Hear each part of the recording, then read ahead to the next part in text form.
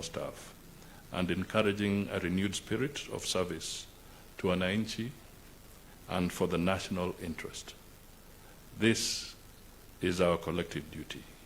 Together we can realize a more just, prosperous, and equitable Kenya. Thank you.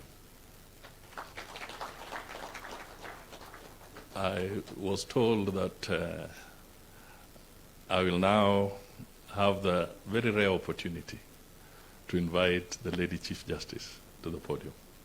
Thank you.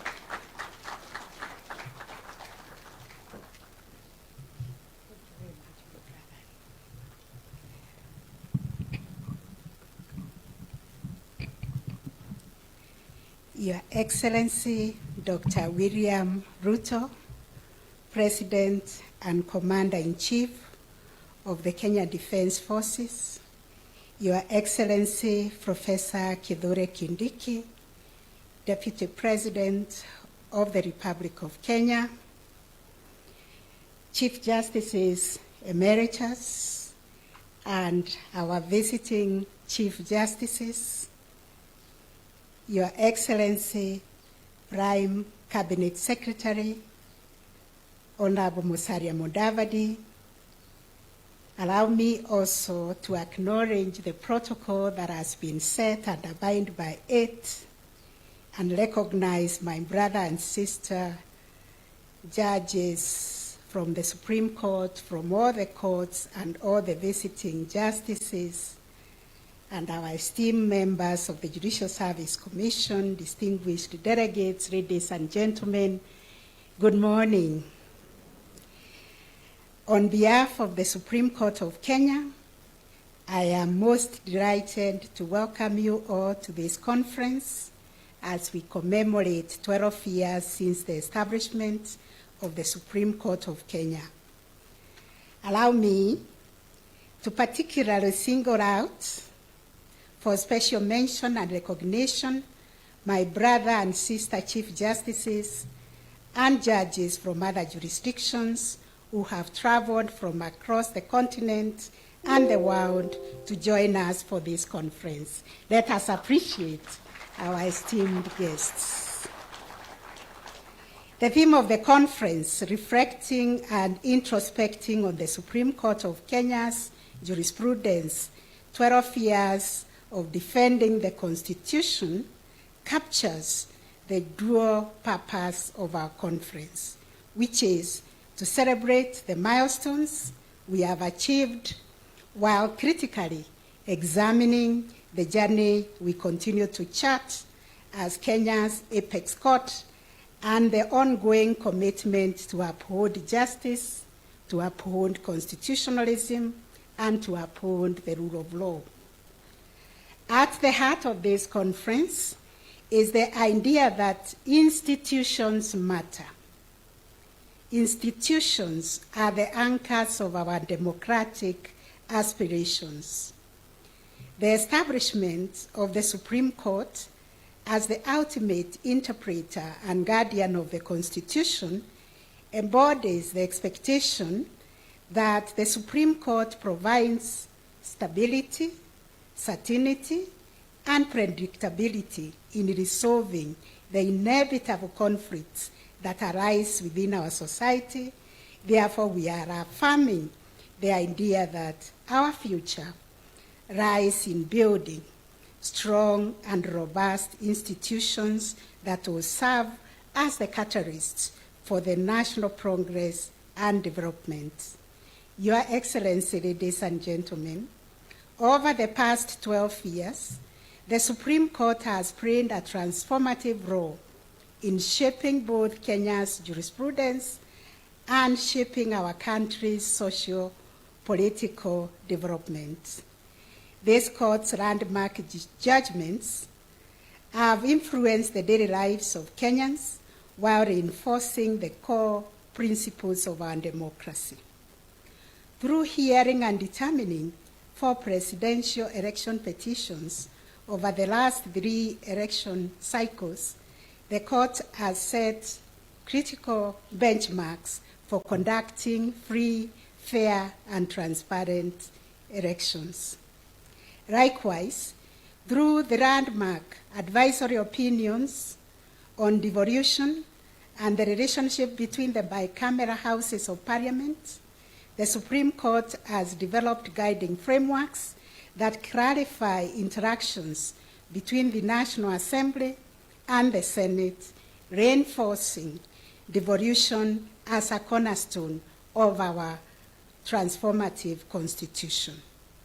Furthermore, in defining the parameters for constitutional amendments in the BBI case and establishing principles of public participation in the BAT and recently in the Finance Act cases, the court's jurisprudence has strengthened the democratic foundations of governance and harmonizing the judiciary's benchmark on the areas of public participation that still requires parliamentary action.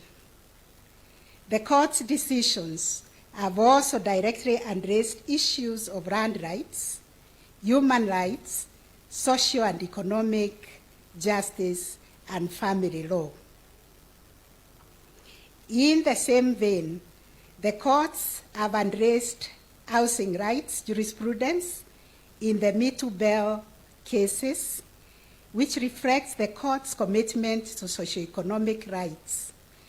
The courts has set jurisprudence guiding the families on how to uphold the family as the cornerstone of our society.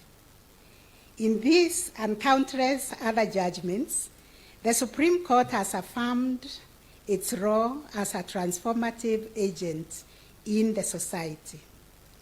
Despite the inevitable pitfalls of perception or capture that come as a result of the court's invitation to address political questions, the court's jurisprudence has purposefully harnessed the Constitution as a powerful tool to promote the well-being of individuals and driving societal transformation for the common good. Notably, the decisions of the Supreme Court of Kenya have garnered significant respect and citation across the region and beyond.